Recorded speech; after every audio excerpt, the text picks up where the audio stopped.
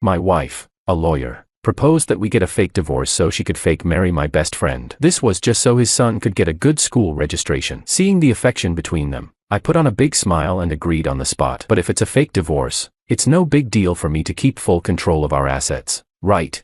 Chapter 1. Today, Ryan officially divorced Olivia. To celebrate his liberation, he organized a gathering and invited many friends, including Nora and me. My wife Nora was Ryan's lawyer. Without Nora, Ryan and Olivia's case wouldn't have gone so smoothly, nor would he have had the upper hand in the property division. So, his first toast was to Nora. Thank you, sister-in-law. I won't say much else. Cheers to you. Nora slightly frowned and declined. I'm on medication. Can't drink. I gave her a strange look. She wasn't sick, so what medication? Since Nora started dating me, she's always been quite delicate, relying on me to take care of any discomfort. So, I was sure she wasn't on any medication, but I didn't understand why she said that. Ryan's hand holding the wine glass froze, and he stood there awkwardly. He smiled bitterly. It's okay, sister-in-law. I'll drink. A hint of worry flashed in Nora's eyes. Seeing Ryan down the drink, she bit her lip without speaking, just frowned slightly in reproach. Today, Ryan was truly happy. From Olivia's cheating until now, it had been almost 6 months, and he had become increasingly disheartened. But today, he was rarely in high spirits. He moved among friends, talking and drinking, enjoying himself. Nora, however, seemed distracted. She even knocked over my dishes twice. The soup splashed on my shirt, but she didn't seem to notice, just instinctively wiped the table with a napkin. I opened my mouth to say something, but she suddenly stood up. I'm going to the restroom. Before I realized it, she was out of the private room. Where's Ryan? I asked a friend beside me. He just went out, probably to the restroom. By the way, where's your Nora? I frowned and stood up. Where are you going? Just getting some air.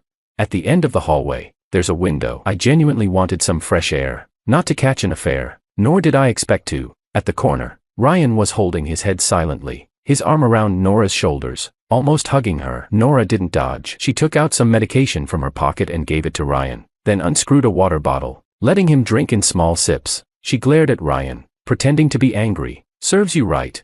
Ryan smiled helplessly. Nora's right, but there are so many people here. If I disagree, I won't be able to save face. Nora snorted coldly. Give you face? Did you forget you have gastritis? Ryan shook his head and smiled. An occasional drink won't hurt. Nora pouted and pushed Ryan away, saying, Fine, you're okay, then I won't care about you. Ryan laughed and pulled her back, gently coaxing. All right, my fault. I know you care about me. Let's go back, so my brother doesn't worry.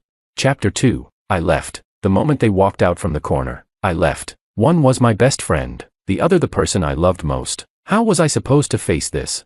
But it seemed like I deserved all this now. Ryan has been my childhood friend and my best brother. We grew up together for over 20 years, and my trust in him surpassed everyone else. Likewise, his trust in me was the same. So, when he found out about Olivia's cheating, he didn't worry about me laughing at him. He told me first. It was a very painful period for him. He was obsessed with why Olivia cheated and why she betrayed him. He didn't think about how to handle it, only stubbornly wanted an answer. I drank with him, played cards, took him to the internet cafe we frequented in high school and played all night. At that time, Nora had a big tantrum. She felt I was neglecting her because of Ryan. There was nothing I could do. Having such a brother, since childhood, he followed me everywhere. In elementary school, he insisted on going to the restroom with me. If I didn't want to go, he would hold it in, telling me that good brothers must go to the restroom together. In middle school, he was in the same school as me, always calling me Brother Ming from behind. When I ran for class committee, he canvassed votes for me. When I was in trouble, he supported me. During our university years, although we didn't see each other often, he would check on me every few weeks whether I contacted him or not. When I first started job hunting, I faced significant difficulties. He said without hesitation, "Stay with me until you find a job and can move out." It said that even the best brothers living together will have conflicts, but we never had a single argument. I was quick-tempered,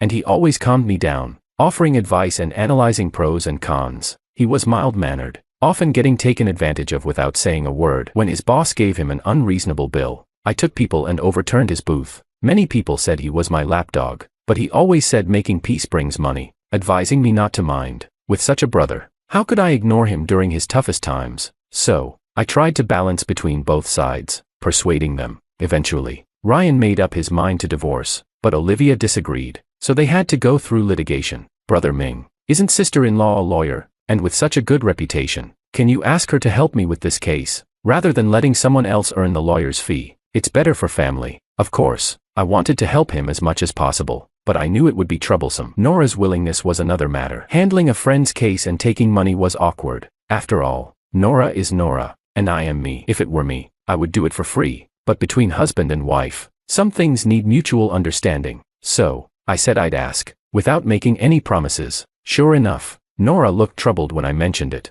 Honey, I've thought about it. You often talk about your brother, and I always thought he was quite soft. If he meets conflict, I'm worried he might back down or reach unfavorable agreements. What should I do then? From a litigation strategy perspective, a retreating attitude is the most disadvantageous in a negotiation. Also, if the judgment isn't favorable, your brotherly relationship might suffer. Why don't you tell him I don't usually take civil cases, so it's inconvenient?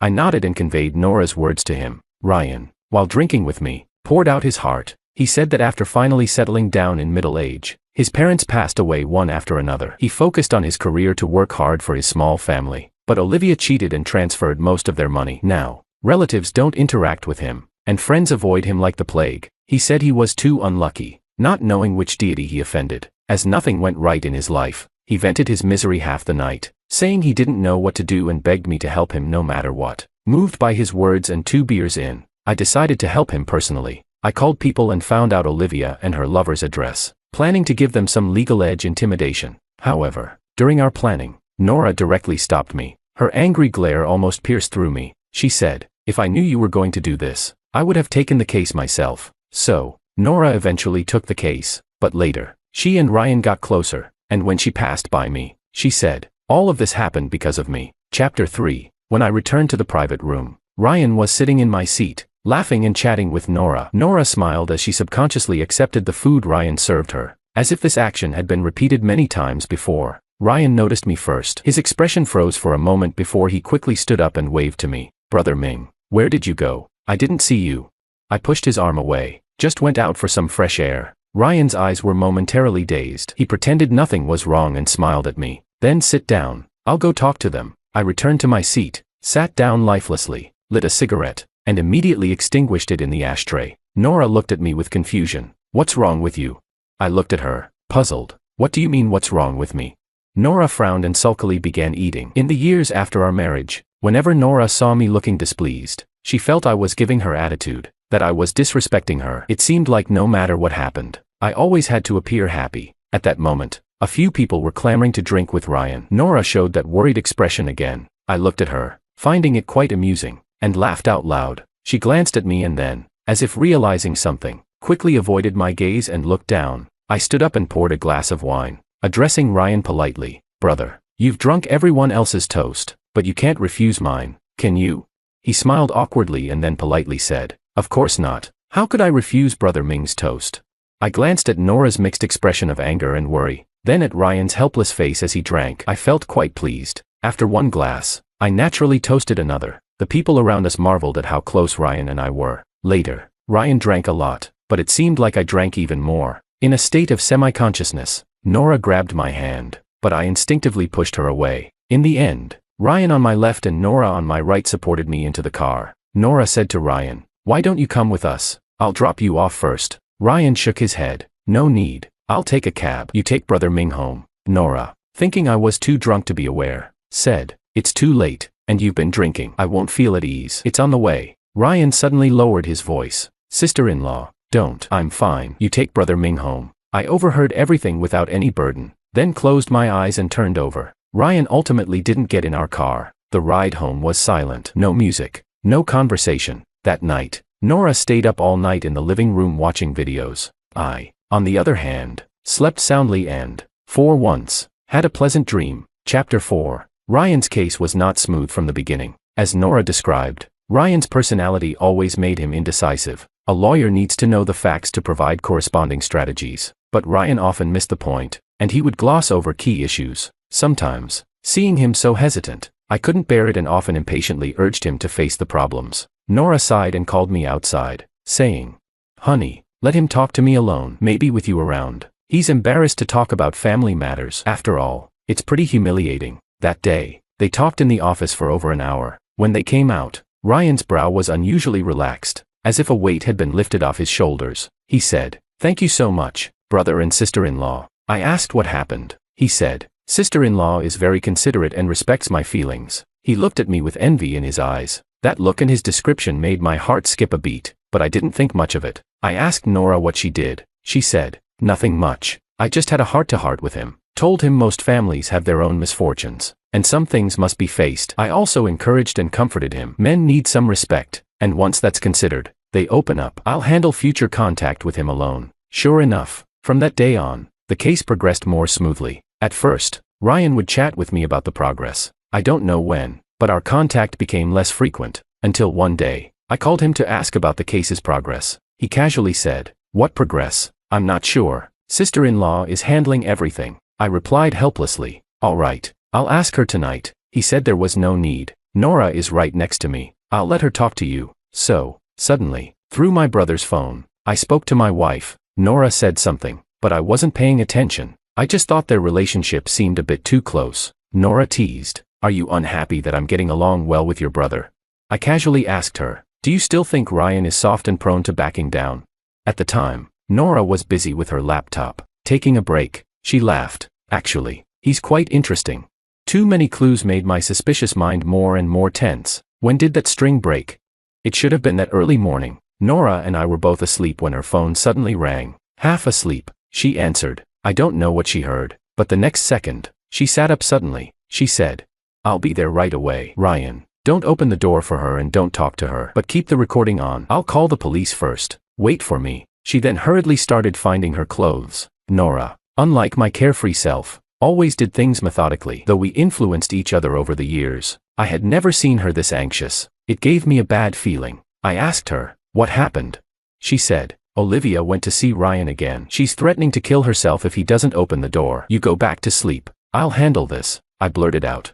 "Shouldn't he have called me first? Why call you? Wouldn't it be more useful if I brought some people over?" Nora turned around, stunned. Her eyes filled with disbelief. She said, "Samuel Ming, what are you thinking? He's your best friend. His parents died. His wife cheated. And he's tormented by lawsuits. Are men's hearts made of stone? Why do I see no sympathy in your eyes? Ryan only has you as a friend. Have you ever cared for him? Every time he asks you out, you say you're busy. When have you ever gone when he called? Is this how you treat a friend?" "Yes, he is my best friend, but when he had a problem, he contacted my wife first." Nora was furious, almost slamming the door as she left. I stood there for a long time, suppressing my turbulent emotions, and finally decided to follow and see. When I arrived, Ryan's door was open. His sighing voice came from inside. She almost slit her wrists at the door. She said if she died, it'd be my fault and she'd haunt me forever. "Nora, maybe I shouldn't push her too hard." Nora's gentle voice responded. "It's okay, she won't really do it." "Ryan, look at me, trust me." "Okay, seeing you like this makes me." I didn't hear more and went straight in, saying, "What are you two doing?" In retrospect, I was just deceiving myself. I didn't want to hear too much, didn't want them to continue talking, didn't want to hear what I didn't want to hear. Chapter 5. Lately, Nora has been going to the law firm very early, and by the time I wake up, she's already gone. She made me breakfast, left it on the table, and left a note reminding me to eat. I stared at the food on the table for a long time but eventually didn't touch it. At noon, while I was arranging for my employees to collect debts, I got a call from the property manager. He asked if we had forgotten to turn off the faucet at home because the downstairs neighbor complained about a leak. It was ridiculous. That house had been unoccupied for a long time, and even the main valve was turned off. So how could there be a leak? I hurried over there. It turned out to be our problem. The bathroom faucet was gushing water, and the water on the floor had spread out. I quickly turned off the faucet and apologized to the downstairs neighbor, negotiating compensation. I put on a smiling face, listened to their complaints and grievances, and finally resolved the issue. After sending the downstairs neighbor away, my face turned cold. The property manager asked if I had rented out the house and who was living there now. Yes, who was living there? It was Ryan. Unexpected, right? I didn't expect it either. When I saw the photos of him and his son on the cabinet, a rush of blood surged to my head, and my nails dug deeply into my flesh. Was I blind? I thought I was calm enough, but when I took out my phone to make a call, I found my hand trembling. How embarrassing. These hands meant for hitting were shaking like a leaf. Taking a deep breath, suppressing the urge to scream, I called Nora. No answer. I called Ryan. Still no answer. What was I supposed to think? What could I think? Without hesitation, I went straight to Nora's company. She might not be there, or she might be. If she was, what should I say? My mind was in chaos the entire way. I never expected Ryan to be in Nora's office. Nora was sitting, and Ryan was standing behind her. He was bent over, one hand on the table, the other holding the mouse, and Nora. She was tilting her head, looking at him intently. I knew that look. I knew what it meant. Bang. I pushed the door open forcefully, and it hit the wall with a crisp sound. Chapter 6. The office was left with just Nora and me. Nora said, "Honey, I want to help Ryan. He resigned and is now at a low point in his life. So he asked me for advice, and I suggested he look at some course outlines. If he's interested, he could pursue a master's in law, whether for further studies or a related career. It's a good path. Our firm is also hiring." This Nora felt so unfamiliar to me. I never knew you cared so much about clients. Nora looked at me irritably. Stop with the sarcasm. There's nothing between Ryan and me. Innocence speaks for itself. I nodded. Got it. But as I got up to leave, she grabbed my sleeve and asked, "What do you mean?" I looked at her, puzzled. "Isn't it clear? Do as you please." When I opened the door, Ryan was standing outside. He looked anxious, pale. "Ming, it's not what you think. Let me explain." "No need for explanations. Nora has made it clear." He seemed even more terrified, quickly glancing at Nora, then back at me. "What did she tell you?" I smirked. "Does it matter?" Ryan's hair seemed to stand on end. I'd said those words to many people before, and their outcomes weren't good. But Nora suddenly spoke up. "Honey, don't threaten him. There's really nothing between us, I swear." Ryan sighed in relief. I knew these two too well. Sometimes I was grateful for this familiarity. Other times, I hated it. "By the way," I said to Ryan, "you forgot to turn off the faucet when you left today. Next time, be careful. You know, that house was left to me by my parents. Can you move out in 3 days? And Nora, please return the keys." Ryan's eyes widened, looking at me in horror, his face growing paler. Nora stepped forward, wanting to speak. I shook my head at her. "There are so many people here. You don't want me to make a scene, do you?"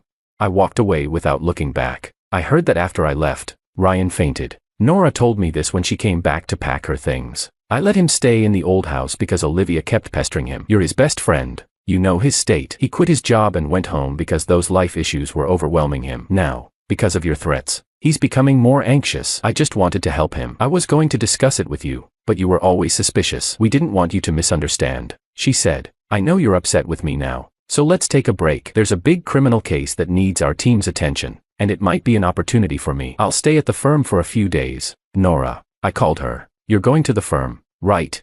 Nora looked at me, her eyes cold. She said, "Samuel, what do you want from me? Can't I have my own career?" Then she stormed out, slamming the door, leaving without hesitation. Suddenly, I remembered what Ryan said to me that day when we were drinking. He said that day he angrily questioned Olivia. "Why are you doing this to me? Didn't you say you'd always be by my side, no matter what, always supporting and encouraging me?" And Olivia? She just smiled faintly, as if talking about something ordinary to an ordinary person. She said, "Everything in this world changes. Why can't I? Why can't my feelings for you change?" That day, Ryan smiled bitterly. What's even stranger is that she was the one who cheated. She was the one who fell out of love. But in the end, she shamelessly said she never thought about divorcing me, as if not divorcing me was a favor she was doing for me. Chapter 7. I went to the hospital the next afternoon. Before going to the hospital, I stopped by Nora's law firm. She wasn't there. Her colleague told me, "It's lunchtime. She should be at the hospital. She's been going there on time these past few days." The colleague stopped mid-sentence, looking at me awkwardly. "She's just kind-hearted and kind to everyone. Don't overthink it." I smiled and left. Nora, kind-hearted?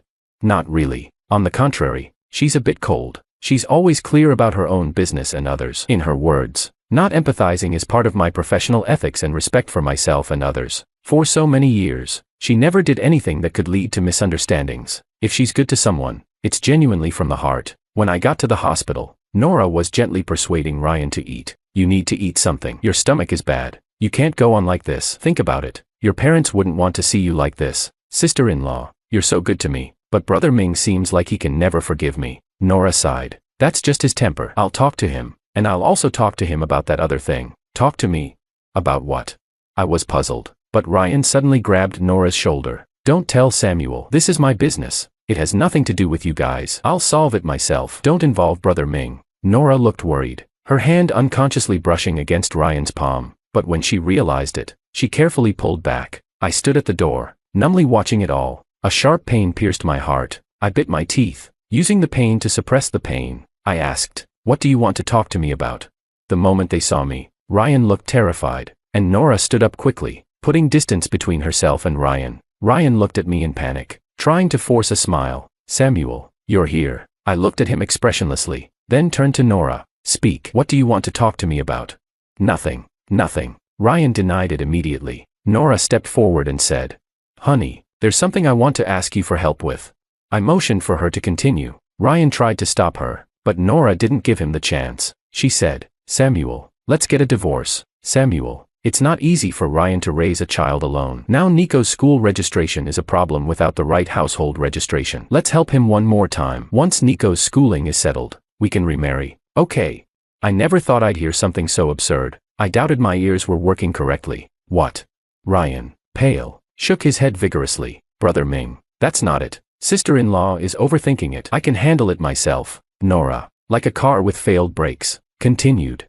Honey, let's get a temporary divorce. Ryan kept waving his hands, saying, Brother Ming, sister-in-law is confused. It's her lawyer's occupational habit talking. That's why she came up with such a ridiculous idea. Nora, with a persuasive look, said to me, It's nothing, Samuel. Many immigration lawyers do this. Fake marriages and divorces are common. You might not have heard of it, so you think it's a big deal. But sometimes you have to make way for the living. A marriage certificate or divorce certificate is just a piece of paper. Nico's future is the most important. It's just a formality. Her words made me feel extremely nauseated. Silently, I clenched the divorce papers I had just drafted and shoved them back into my bag. I said, Nora, you're dreaming.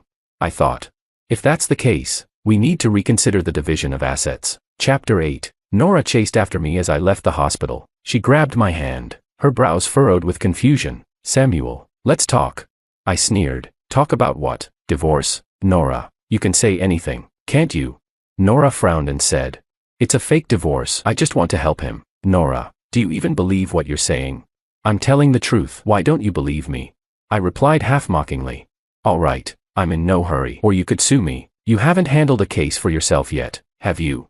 Nora looked at me seriously, a hint of grievance in her eyes. Honey, I'm discussing this with you. I said I don't want a real divorce. This is just a last resort. I thought for a moment, then nodded and said, Nora, are you out of your mind? This reason might convince you, but it won't convince me. If you want to convince me, you'll need to be more practical. Nora was about to say something when her phone rang. I turned and left. She wanted to follow but hesitated when she saw the caller ID. She said, We'll talk later. I silently looked at my hand for a while, then turned and left. On the way out, I glanced back and saw Nora's back as she hurried into the hospital. Ryan said he wanted to talk to me. I agreed. We met at a restaurant we used to frequent. Ryan looked unwell, as if he were sick, very haggard. When he saw me, he stood up awkwardly. Brother Ming, you're here. Please sit. What would you like to drink? I ordered a pot of tea and sat down, lightly tapping my fingers on the cup. Go ahead. What do you want to say? Ryan gave an awkward smile. Brother Ming, don't listen to sister-in-law. She's just worried about my kids' schooling. I'll handle it myself. I can't trouble you and your wife anymore. Ryan was smart for once. He lumped Nora and me together, making it seem like we both wanted to help, but it was too late. Ryan, do you like Nora? Ryan shook his head repeatedly. I don't. How could I? How could I possibly like her? Then I don't understand. If you don't like her, why give her hints? I didn't. Ryan denied it vehemently. Brother Ming, I swear I didn't.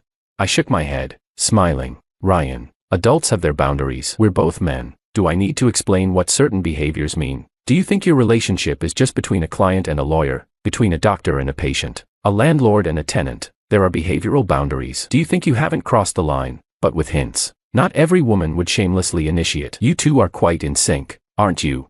I smiled as I finished, my fingernails scratching the cup's surface with a grating noise. Ryan's face turned as white as a ghost. He looked at me in fear and said, Samuel, I really didn't. I coldly stared at him. Didn't, Ryan, I have to admit, you're very good at reading women and understanding their emotions. When I used to ride in your car, what did you say? You said your passenger seat was only for Olivia or your girlfriend. I called you a hopeless romantic back then. I said, what's the big deal? I'm a man. And you said it still mattered because women care about these small details. So I want to ask, what were you thinking when you had Nora sit in the passenger seat when you came to see me? Ryan froze in place. I pointed across the way. I was there before you came. The view was quite clear. So I clearly saw Nora coming with Ryan, and when they got out, she stood on tiptoe to tie his scarf. Ryan opened his mouth. I interrupted him. Don't tell me she's just too kind and worried about you as a client. Ryan, if you insist on that, I'll have to assume you think I'm a fool. If that's your point, our conversation ends here. What do you think? Ryan slumped back in his chair. I looked at him indifferently. He said, "Brother Ming, I was wrong. I'm sorry. I really was wrong."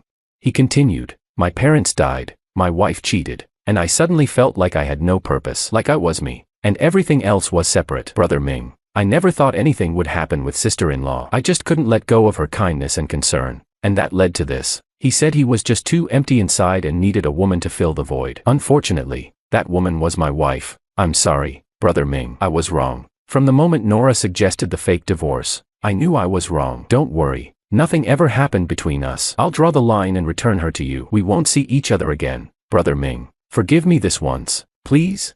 I smiled noncommittally, mockingly. I said, "Only now do you realize, brother, you're still not being honest. So, your first reaction in an emergency at night was to call her, not me. If I hadn't shown up, do you think it's normal for a man and a woman to be alone together? She dared to let you stay in my house out of pure kindness. Do you think that's normal? As a client, she's making career plans for you, even trying to get you into her firm. Do you think that's normal?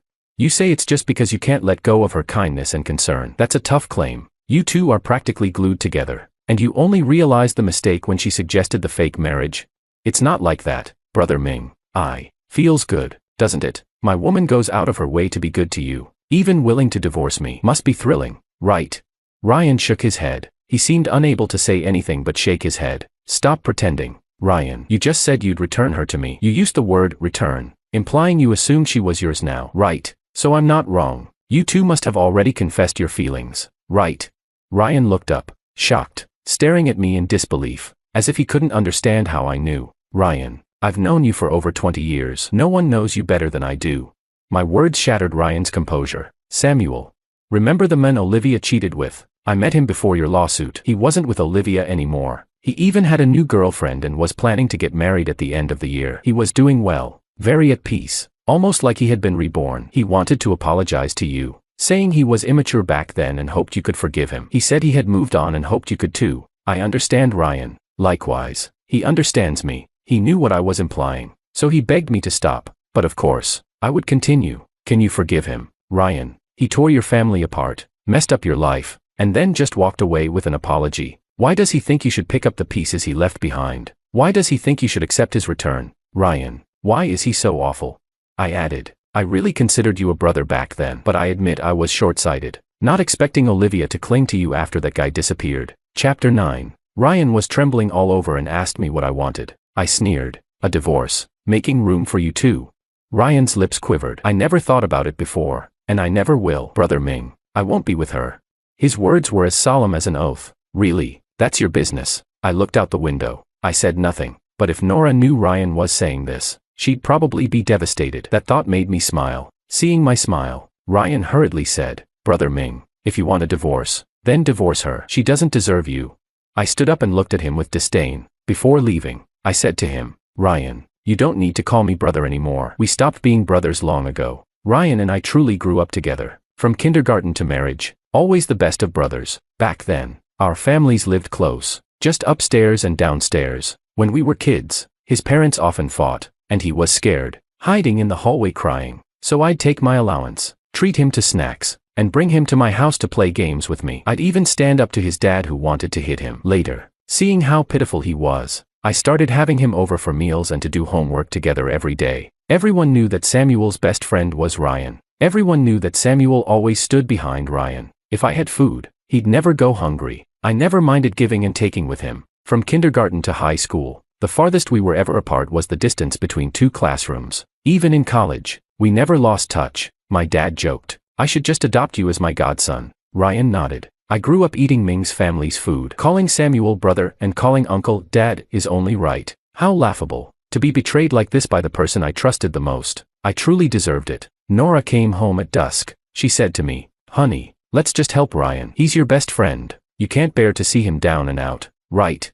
I nodded, saying, "Yes, but I'm not a lawyer. I can't take divorce lightly. It makes me uneasy, especially since a divorce involves dividing assets. Even if the divorce is fake, the procedure is real." She replied, "Honey, it's just a fake divorce. When the time is right, we'll remarry. If you're worried, I'll transfer all the assets to you." I looked at the woman in front of me, seeing her head over heels in love, seeing her deceive herself. I made a helpless expression and said, "All right, let's get a divorce then."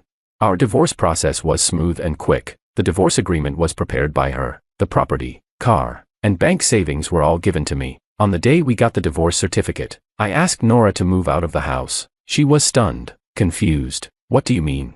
I said, the house is mine. We're divorced. Isn't it normal for you to move out? We're only fake divorced. Who told you that? Samuel, what do you mean? I laughed coldly. Nora, I never intended to fake divorce you. Nora was smart. She realized instantly. You tricked me. Tricked you? Not really. Nora stared at me helplessly for a long time. Finally, she said, you don't have to do this. There's nothing between Ryan and me, and there never will be. I just wanted to help him. There's no possibility between us. That's irrelevant to me. Samuel, what do you want? Looking at the incredulous Nora, I found it ridiculous. Nora, you really don't know me. Do you really think I could ignore the ambiguity between you and Ryan? Do you really think I, Samuel, could swallow this? I can't. But what can I do? I can't kill you, so just stay away from me. Don't stand in front of me and disgust me. My words were harsh. Nora's eyes showed a trace of helplessness. Samuel, don't treat me like this. I sneered at her, shaking my head, signaling her to leave quickly. Her face turned red with anger, and she said furiously, fine, don't regret this. Chapter 10. Nora moved out, taking only one suitcase. I asked her what she planned to do with the rest of her stuff. She said, throw it away. She was angry. She even thought I was acting out of spite too. I smiled and nodded. All right, I got it. The next day, I cleared out all of Nora's personal items. For her work-related stuff, I hired a courier to send them to her law firm. As soon as the items were delivered, Nora called me, sounding extremely aggrieved. Samuel, what are you trying to do? What am I trying to do? What a stupid question. Nora, can you stop being stupid? I hung up and blocked her on all communication platforms. From that day on, I cut off all contact with Nora. Later, Ryan sent me a message. Brother Ming, I'm leaving. I won't bother you anymore. A couple of days later, he sent another message. I gave custody of the child to Olivia. She will handle his schooling. I was too stubborn before, thinking a mother like her would affect our son's future. But now I realize, it's just a case of the pot calling the kettle black. She is still Nico's mother. Brother Ming, I'm sorry. I decisively deleted the messages without replying. Not everything in this world can be forgiven with a smile. If everything could be erased so easily, that would be great. What happened between Nora and Ryan, I don't know, and I didn't bother to find out. However, after Ryan told me that his son's schooling issue was resolved, Nora drank a lot. Her friend called me. Brother Ming, Nora is drunk. Can you come and pick her up? I said, we are divorced. I thought I had made myself clear, but I didn't expect Nora to come to me on her own. Though she had a slight smell of alcohol, her eyes were clear. I knew she wasn't drunk. I asked her, what are you doing here? Nora smiled at me. Honey, Nico's schooling is settled. Let's remarry tomorrow. I was silent for a few seconds. Nora, are you joking?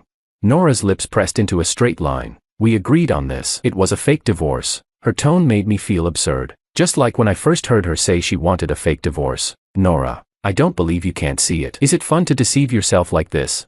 I tried to close the door, but Nora blocked it. Honey, let's talk. Talk. Nora and I missed the best time to have a good talk long ago. Now it's too late to say anything. But since she wanted to talk, I would talk with her. I just hoped this farce would end here. But how to start the conversation? I couldn't find a clue for a moment. Finally, Nora spoke. She said, our fake divorce was just to help Ryan. Now that Nico's issue is solved, let's remarry. Okay. Nora didn't start well. The same old topic, and it wasn't what I wanted to hear. I said, if you want to talk like this, then I don't think it's necessary. I tried to get up and see her off, but Nora pulled me back. She screamed, what do you want? I won't contact Ryan anymore. I told you before. I was just helping him. This was the last time I helped him. Her question stunned me. What do I want? Is it about what I want? From the beginning to the end, she never asked for my opinion. At that moment, the emotions I had suppressed for months finally exploded. I had been struggling to maintain my dignity as a man. The harm Nora and Ryan caused me was not just emotional betrayal. It was the collapse of trust. When they treated me like a fool, secretly flirting under my nose, when they humiliated me to this extent and still thought I should endure it, I began to reflect on myself. What did I do to make others think they could walk all over me? Were they secretly mocking me when I was being sincere with them? Mocking me for being a blind and foolish idiot? Nora, the worst part is you. If you wanted to love someone else, a divorce would have sufficed. But you chose Ryan, knowing he was once my best brother, and still kept things ambiguous with him. Nora, you're despicable. You say you won't contact Ryan anymore. Is it because you don't want to? Or because Ryan won't contact you? He blocked you, didn't he? Nora, Ryan is a scumbag, but you are worse than him. You're turning back now because you think we can still make do, right? But why should I make do with you? Why do you think you're so despicable that I still have to take you back? You say Olivia is a bad woman, but how are you, Nora, any different from her? Do you need me to spell it out for you? If I ignore you, you still want to degrade yourself by coming to me. You still refuse to admit your mistake, putting all the blame on me. It's my suspicion, my dirty thoughts, my narrow-mindedness, my selfishness. Isn't that right? Nora, you really deserve to be scolded. My sudden outburst left Nora stunned. She said, I never blamed you or wanted to hurt you. Samuel, I never wanted to hurt you. I sat on the sofa, closing my eyes slowly, and said, what do you mean by not wanting to hurt? Clearly liking someone else but hiding it from me. Isn't it that you feel it's painful not to be with another man, but at the same time you think you're doing it for me, maintaining our family's dignity, protecting my face, so you feel noble? Nora, I see it clearly. Your ambiguous relationship with Ryan was mixed with your revenge against me. You've been dissatisfied with our marriage for a long time, right? You've long been tired of our relationship, right? You think I've restrained you, possessed you, and that a little revenge doesn't matter. You think all I lose is my dignity as a man, while you lose love, right? But Nora, you're not as important as you think, and I'm not as pathetic as you think. I said long ago, if you don't like it, get a divorce. Whoever leaves will move on. Nora seemed to be hit hard. Her body slumped down. She leaned on a chair and muttered, it shouldn't be like this. We shouldn't have become like this, but what should we be like? When she agreed to my proposal, she said she loved me and would love me for a lifetime. When we got married, she said she loved me and would stay with me for a lifetime. Later, during the days and nights we spent together, once I felt she wasn't happy with me and mentioned divorce. She cried angrily, saying anything was okay but not divorce. But she strayed. She forgot her promises, and she expected me to wait for her. Why? Chapter 11. Nora left, stumbling slightly, her figure disappearing into the distance with a sense of loss. She never appeared in front of me again. There were no further developments between her and Ryan. The last message I received from Ryan was not long ago. He said he was going back to his hometown. He said he didn't want to stay in this city anymore. He said, Brother Ming, everything that happened was my fault. I deserve this miserable ending, but I've always considered you my brother. Whether you acknowledge me as your brother or not, you'll always be my brother. I found his words laughable, but for the sake of our brotherhood, I personally saw him off to his hometown. Epilogue, Nora's perspective. My introduction to Samuel was quite dramatic. It was when I was in university, working part-time as a tutor in an old neighborhood. No elevator, no security system, not even functioning stairwell lights. That day, I arrived on time and pushed open the iron door to the hallway, coming face to face with a man standing at the first floor exit. I didn't move, waiting for him to go upstairs or leave, but he didn't move either. At that moment, fear gripped me. Could he be a bad person? What should I do? Run away? But I felt frozen, unable to move. Even my breathing almost stopped. After what felt like an eternity, someone finally came downstairs. They asked the man, why are you just standing there? Weren't you going out for a smoke?